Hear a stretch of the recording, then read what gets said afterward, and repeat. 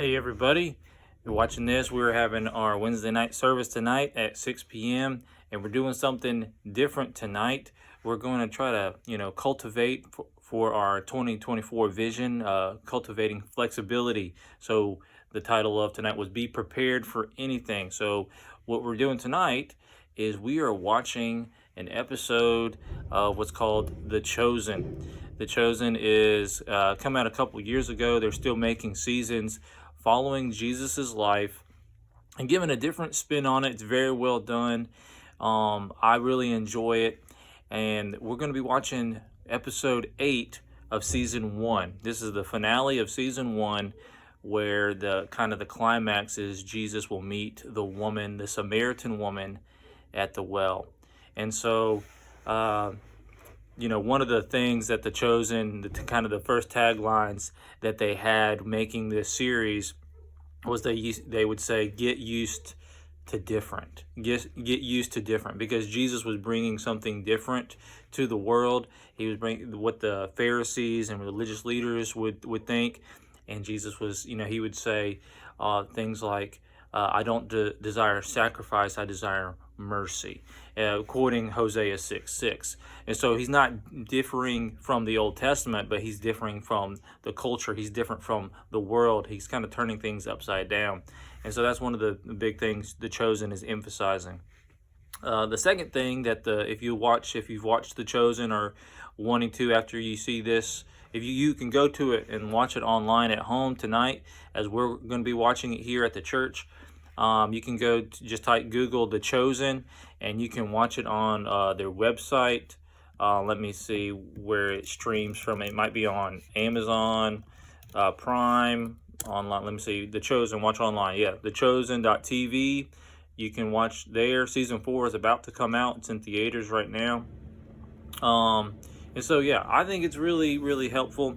Another thing besides, showing how Jesus is making a change to the Pharisees and changing the world, it's also what I think it does that's different than many other shows that I've seen, is that it's emphasizing Jesus's humanity.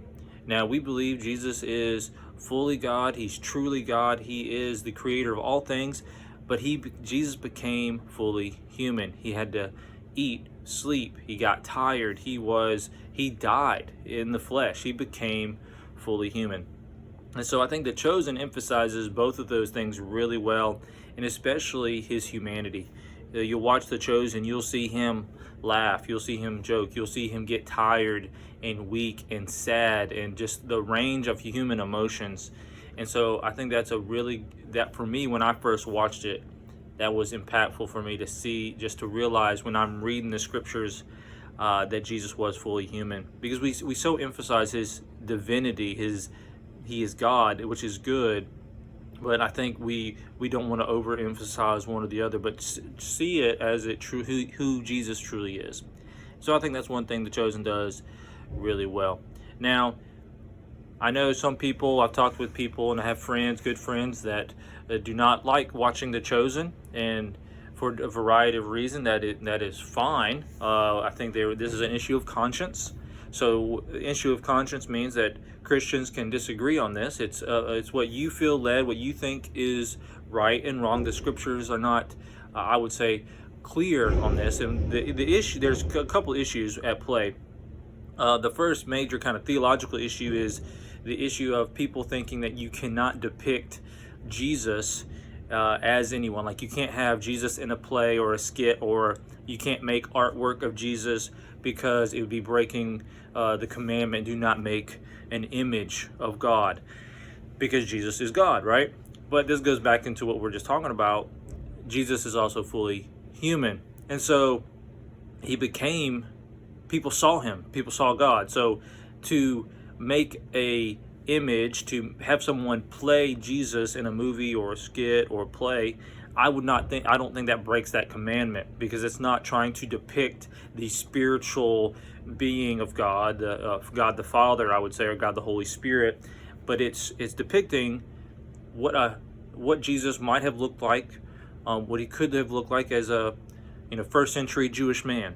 And so I don't have any problems with that. But if you feel convicted by that, do not sin against your conscience, and don't you don't have to participate in this. But I think that's an unwarranted interpretation. But this has been debated throughout the centuries. So understanding that.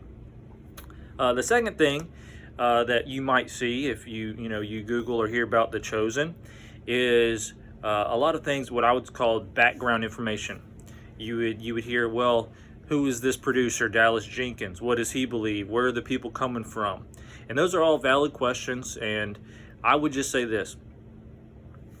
I've been studying the Bible. I'm only 33, but I've been studying, going to seminary, getting my doctorate. I would say I'm really critical of Christian movies, Christian shows, to say, well, how are they, and especially, my kids watching it, how are they going to teach the Bible? And what are they going to say about God? How are they going to present the truth, right? And so I'm very critical and very aware of how shows and books do this. And so when I first watched it, had a very critical eye. I was looking out to say, okay, what are they going to be? They're bound to slip up somewhere. No one is perfect in their interpretation, and no one aligns perfectly with me in my interpretations. But I'd say, man, every episode I don't think I would change anything that they did. They kept it true to the spirit of the word. Obviously, they fill in gaps. They depict, for instance, Simon Peter in his life. Peter was one of the apostles, and he was married. And we don't get a lot of information from that in the New Testament. But what the show does, it fleshes that out. It says this is probably what it would look like, a first century marriage. Peter dealing with having to go on missionary trips, having to be away from his wife, and having that tension. And so you'll see that in this episode 8, that tension of Peter and his wife, and Jesus understanding that dynamic and healing Peter's mother-in-law. And all that to say is, when we talk about background information about, what does the producer say? What do the actors believe? All these things, I ask you to do this. Watch the show and see what it teaches and see what it says. Because I have not found anything that would contradict the Bible, that would contradict the gospel. It highlights Jesus' humanity. It highlights his divinity. It shows that he's come to forgive sinners. It shows that he is just. I mean, I think it's great. It is a really good depiction of what's going on. A couple of examples that I've seen that people have given about the show that's like, oh, this is a false teaching, that I just wanted to make, kind of clear up. I posted a little bit of this on Twitter if you are on there, but I'll post it in a blog article on our website as well, just to have it out there for you can see. But sometimes people say, for instance, Jesus says in one of the episodes, he says, I am the law of Moses. Now, not everything in The Chosen is a direct citation from the Bible. It's not claiming to be. Again, it's filling in the gaps, and you could see Jesus saying something like this. Because what does he say? Elsewhere in the Bible, and we don't have everything Jesus said and recorded, right? We just have selected things. But you can imagine when Jesus says, I come to fulfill the law and the prophets. And so to say, when Jesus says in the show, I am the law of Moses, he is saying, I am the authority. I am the teacher. I am the creator of things. I created the law. I gave you the law. And so some people say, well, when Jesus says this is similar to some wording and a phrase in the Book of Mormon. Therefore, it's supporting the Book of Mormon. No, I don't think that's what's going on at all. And you can watch the producer and the executives. They're saying that's not what they're doing. In the context, it doesn't support the Book of Mormon. And so just based on the context, it's saying that Jesus has authority. So that argument doesn't really hold much weight. Second, some people say that Jesus refuses to be worshipped because he heals a man and he's like, he doesn't refuse the worship. Instead, because I'll put the link on what he says, but after he heals the man, he's like, you're the Messiah, the Lord. Jesus doesn't refuse the worship. He says, let's save those big titles, the Messiah and God, for later. Let's say, because This is a theme throughout the scriptures, through the New Testament, is Jesus is waiting to reveal his glory. Mark 1:34, it says this, Jesus sent him away at once with strong warning. See that you don't tell this to anyone. So he's saying, don't tell everyone what just happened. It's not yet his time. And so that's what that part of that in The Chosen is saying when he says, let's save those titles for later. He's saying, hey, it's not yet time to reveal my glory to the fullest. Matthew 17:9 says, tell no one of the vision, the Mount of Transfiguration. So he says, tell no one of this vision until the Son of Man is raised from the dead. And so then that's when you're going to proclaim the gospel to far and wide. I know this is maybe getting long into the weeds, but I just wanted to put this out there as we're talking about The Chosen and have it so people can see. And you know, and this also too is I see a lot of people maybe judging and condemning others for watching The Chosen or learning from it. But I would say, hey, look at the facts themselves. Don't just take people's word for it. Watch, you know, if watch the show for yourself and see what it teaches, and from the context and how I think it matches the scriptures just fine, just very well. Another scene people say, they point to Jesus refuses to be worshipped when Nicodemus bows down. Some say Jesus says, you don't have to do that. Nicodemus bowed down. But if you watch the scene, it's like almost inaudible. You had to like enhance the audio to even hear him say that. But I think it's emphasizing, again, his humanity. And this is early on in his ministry when he meets Nicodemus. And so, but that whole clip, that episode is one of my favorite episodes of him talking with Nicodemus, going through John 3. It is beautiful because look, in the episode, Jesus lets Nicodemus bow down. He kisses his hand. Nicodemus says he's standing on holy ground. He quotes Psalm 2:12 about Jesus. And so the whole context of that scene is shouting that Jesus is God. To interpret that scene any other way I would say a misinterpretation of that scene. A couple more scenes here. Let me just go through this real quick. I hope this is not too laborious for you.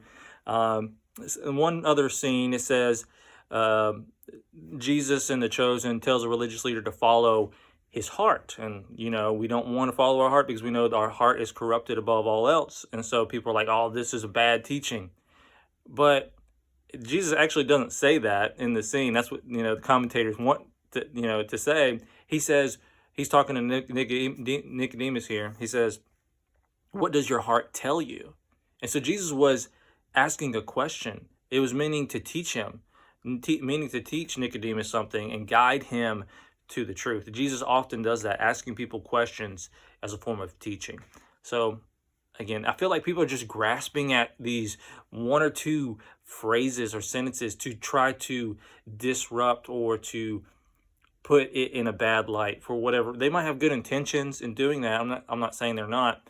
I don't know their heart, but I just say go back to the context, and I think it matches the scriptures just fine. Another one, Jesus asked Matthew for his help with his sermon.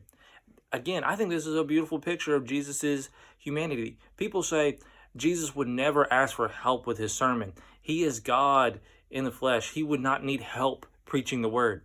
But again, Jesus is fully human. Why would he not incorporate his scribe, Matthew, and his creativity? We can see Matthew had an art and a skill for composition as a scribe throughout the book of Matthew, how he organizes his content.